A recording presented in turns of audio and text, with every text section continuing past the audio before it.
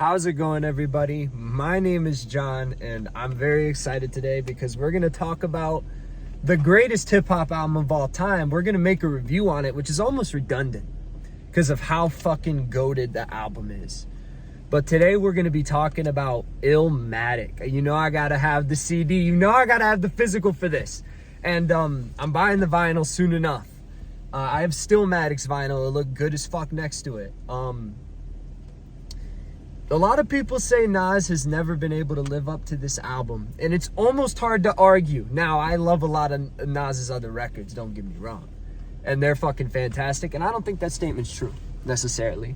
I think they're all different and unique in their own ways, but the consistency and the memorability of every single track on this album and how it flows and the way the rap sounds for how early in time it is almost unparalleled by any other Nas album or any other album in particular. If any of you guys want to see what the inside of the CD looks like, just in case you don't have it, looks like that. It's nice red. It looks nice as hell.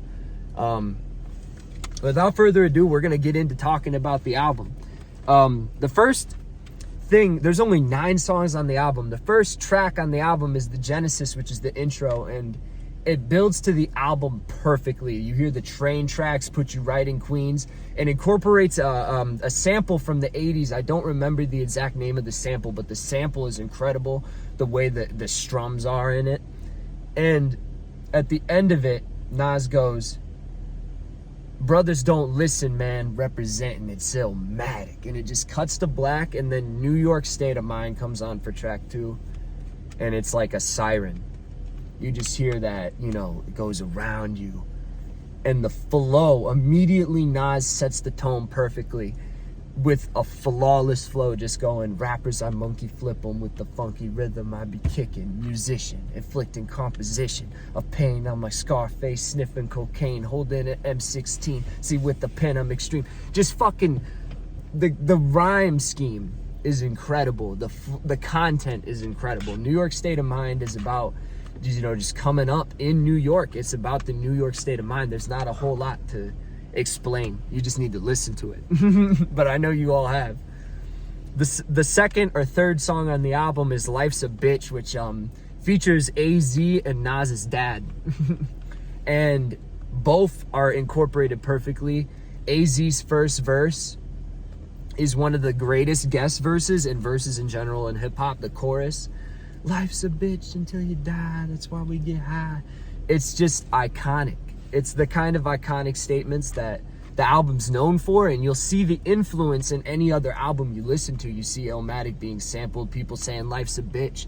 I know Dr. Dre said it in his most recent tape for GTA. I know Eminem has said it. I know Jay-Z has said it. I know Kanye said it. Everybody has, listened to this and is incorporated from this. So it's just one of the best. Nas's verse, one of the most memorable schemes from Nas's verse for me, being 21, is "I woke up early on my born day. I'm 20. It's a blessing. The essence of adolescence leave my body. Now I'm freshened. My physical frame is represented because I made it." You don't need me to go on, but you can just hear the rhyme schemes, and the flow is perfect with also this content that makes you think. I remember listening to that when I turned 20. It was the first song I listened to on the way to work, and you just feel the music, and it's also just sounds perfect. Also, this Nas's dad at the end, I think it's a saxophone, the instrument, and it sounds beautiful. Next song is "The World Is Yours." "The World Is Yours" is iconic.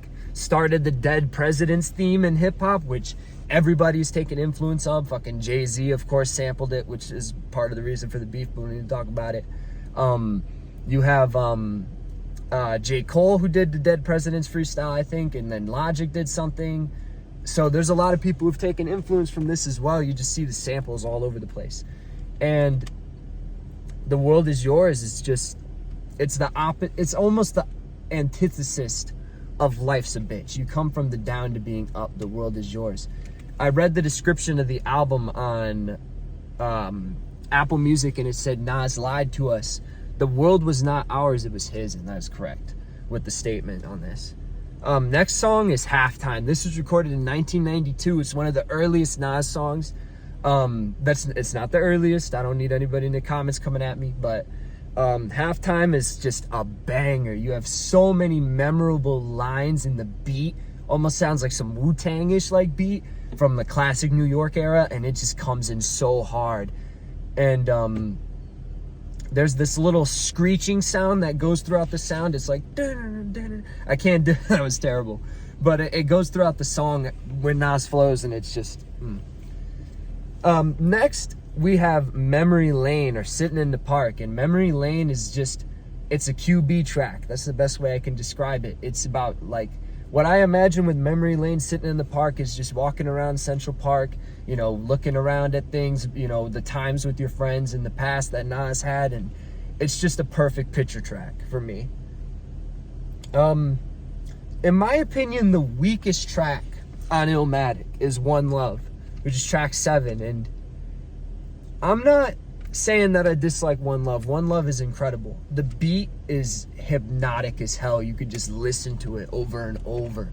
I'm gonna tell you guys, we took some mushrooms one time and we were able to listen to One Love over and over again. It just had that replayability, and it always does. And the song holds a special place for being there at that first time, you know what I mean? And the song is about Nas writing letters to people in prison and ending them off with one love at the end of it. And one of those people is Cormega. He talks about some other people in the song. I don't want to misspeak on anyone's name, so I'm not going to say names I don't know. But yeah, he talks about, like, you know, parts in the song where he talks about, like, oh, you know, your bitch isn't being loyal to you and why she won't write back to you and all these things. And it's just a really, really, really good song. Next song is One Time for Your Mind. One Time for Your Mind has one of the most unique flows and beats of all time. It's a really short and simple song, and it's One Time for Your Mind. It's basically what I conclude is the warm-up for the final 2 tracks on the album. But One Time for Your Mind has been an iconic statement. You can see influence taken from One Time for Your Mind, the statement.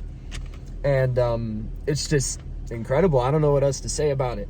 The beat, I gotta pay amends to it one more time. The way Nas flows on it too is just final 2 tracks, personal favorites for me, probably Represent, which is about being in the projects and coming up. It's not a whole lot to tell you about. There's not a whole lot of different content, but it's the lyrical differences in the song and the diversity and the flows and the beats and the samples and everything. And this is another one of those songs that Jay-Z sampled the second time he sampled from Nas. In My Lifetime, he sampled this on Rap Game Crack Game,